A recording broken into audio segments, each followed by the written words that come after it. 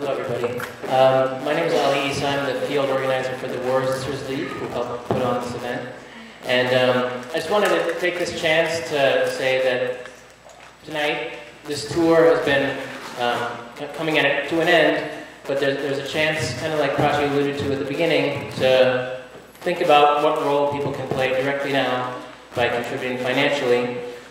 And what we'll be contributing to is three things, actually. First, Malalai's health clinic in her home province of Farah. It's called Hamoon Health Clinic. Part of the money would go to that. Second is an office she's just opened up in Kabul, where she's basing her political operations there. And then to sponsor this tour, actually, and future ones like it. So I'd like to briefly turn over the mic to Eve, who will further elaborate on that. Thank you, Ali. I think it's really important we know how important it is to support Malalai and forces like her in Afghanistan. I think the United States has proved through the fall of Egypt and its ongoing support of people like Mubarak and its ongoing support of people like Gaddafi that, again, we're repeating the same story in Afghanistan, warlords and people who do incredibly unjust, dirty business, murders. We stay cozy with as long as it serves the interests and economic interests and corporate interests. And I feel like people like Malalai who are speaking for the poor people and poor women and the people who have no voice are the crucial people to support. So I'm just going to say that VIDA is going to pledge tonight that we're going to give $5,000 and we'd really like it to get matched in this room. So I'm throwing that challenge out to everybody here. With the hope that you will all rise to that occasion. And we're going to pass a basket, and so 3 baskets, so you can throw money in every basket and continue to, but I have to say how important it is, having been VIDA's been supporting RAW for the last 10 years, and I have been to see their work, and it's extraordinary. And I know the work Malalai does, and it's extraordinary, and she will keep her vision alive, and she will keep hope alive, and she will keep the resistance alive. I think we're going to pass the baskets now. Is that happening? And can we keep going while they're passing? Is that okay? So we're going to take questions now. Are you going to read the questions, Prachi? Do you want to read the questions? Yeah. Do you want to read them? You can read some. Okay. Okay, the first question is, do you think there is any positive role, military or not, for the U.S. in Afghanistan? I think I already answered this question. Maybe our friend who asked from audience was not during Q&A. Yeah, you know that I told you that democracy never comes by occupation. Democracy never comes by military invasion. Democracy never comes by bombing our wedding parties. We wished it was not military invasion. It was invasion of a school, clinic, hospital, that we no question we need helping hand. And I told you how much education is important, the role of education in a society like Afghanistan, 3 decades of war. As they are not honest, they push more Afghanistan toward dark ages. They make more powerful these dirty-minded elements, these warlord Taliban, that they make much more hard our struggle, much more risky for democracy and justice and against occupation, and easier for them to eliminate. As they know that much more people fed up, they say, we don't expect anything good from you, just stop wrongdoing. So we fed up with this occupation. It makes no sense that those who, I told you, godfather of the Taliban, created Taliban, they now pretend themselves we are bringing democracy. 10 years is enough to know better about them. Again, I stress, I say that the backbone of these fundamentalists will break. Not easy to struggle against this 2 internal enemy. That's why we ask for the international solidarity of justice-loving people around the world. Moral and educational support, financial support. Moral, especially, that very important. When your government under your pressure, then they have to change their policy. We believe in the power of the people, but you know what they are doing, like Vietnam war in Afghanistan, they are searching for a so-called honorable solution. And you know what they are doing now? Not only they invite Taliban to make more powerful their puppet regime, and also that they, from one hand, Joe Biden, the other high-ranking officials telling you that we are leaving Afghanistan soon, deceiving you. But from another hand, Karzai's puppet regime talking about permanent military bases in Afghanistan. Nowadays, they are talking about a strategic agreement with the US officials. This Chinese puppet man want to publicly sell Afghanistan to the US government. In the past, we had two puppets that behind of the doors. In the time when British want to occupy, and also the puppet of Russia want to sell Afghanistan to Russia.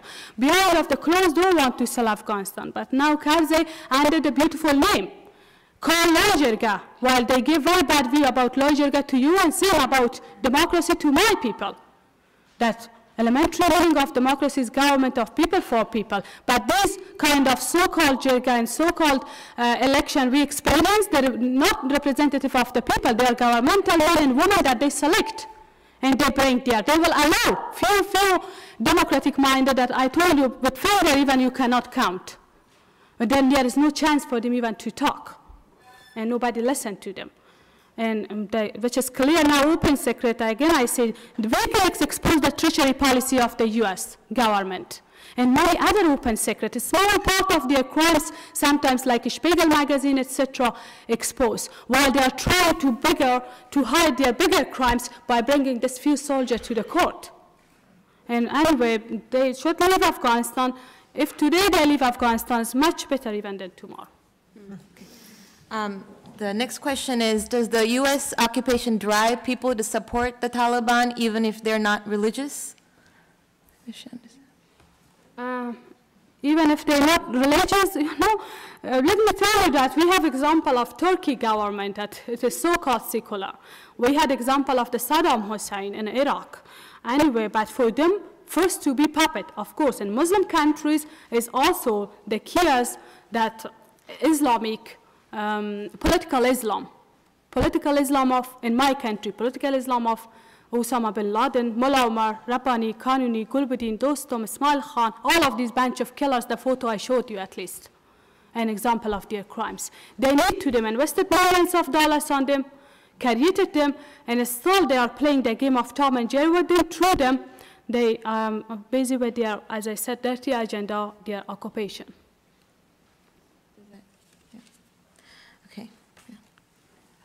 Have you had any meetings in Washington with members of the U.S. Congress? Member of the U.S. Have you met with the Congress in the U.S.? Sorry, one sentence is important for me to tell you before this question, that we experience so-called secularism in Afghanistan as well.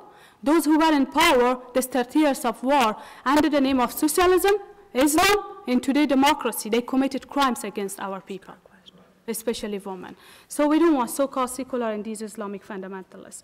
And another question, democratic-minded politician, this time with the staff of their office, I had a meeting and they had questions, especially key question for them was about the future civil war. And I explained for them today's civil war very well on behalf of my people and the wrongdoing of their government, and some of them, they did very strong support, said yes, we all agree. And last time I met, for example, Mr. Kucinich, and he was one of those that very strong support, and he also exposing the war.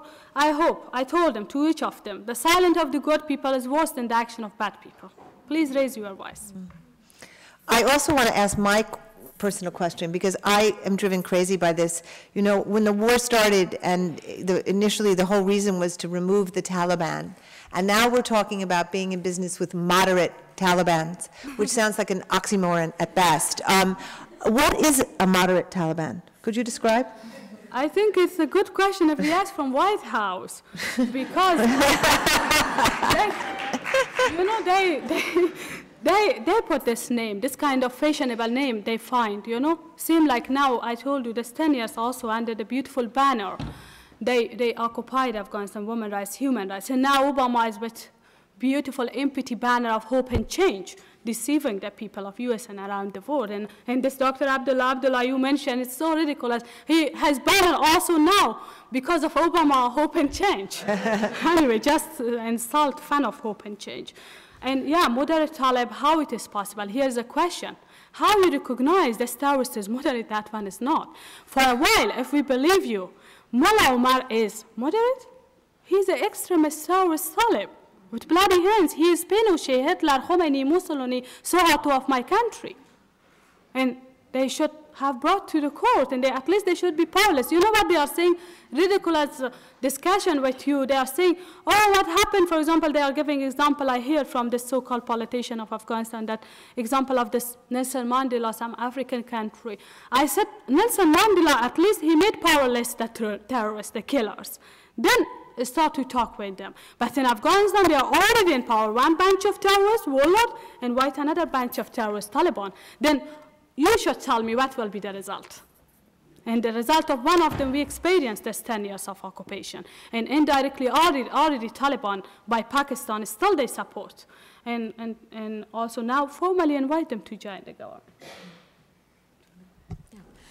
So the next question is it true that the U.S. interests in your country have to do with the oil pipeline, or is there anything else? What is the reason U.S. is there? Yeah, you are right. I told you one policy of them is that to have access to the gas and oil of the Central Asian republics.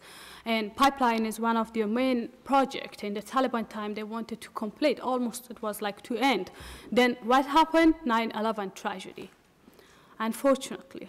And now my people, they think that maybe they want to take the revenge of innocent American civilians from the innocent people of Afghanistan, not from these terrorists.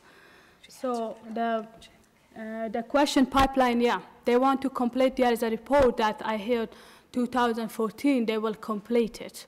But of course, they are working in this cause, and they will not leave Afghanistan soon. They are there. Even, you know, in India, the previous ambassador of the U.S. shamelessly, publicly, what's the name of a previous ambassador of U.S. in India? Robert Blake? Yeah, Robert Blake. Robert Blake, he's publicly, shamelessly saying the only solution for Afghanistan is balkanization. Yeah, they, as I said, for their own interest, they are there.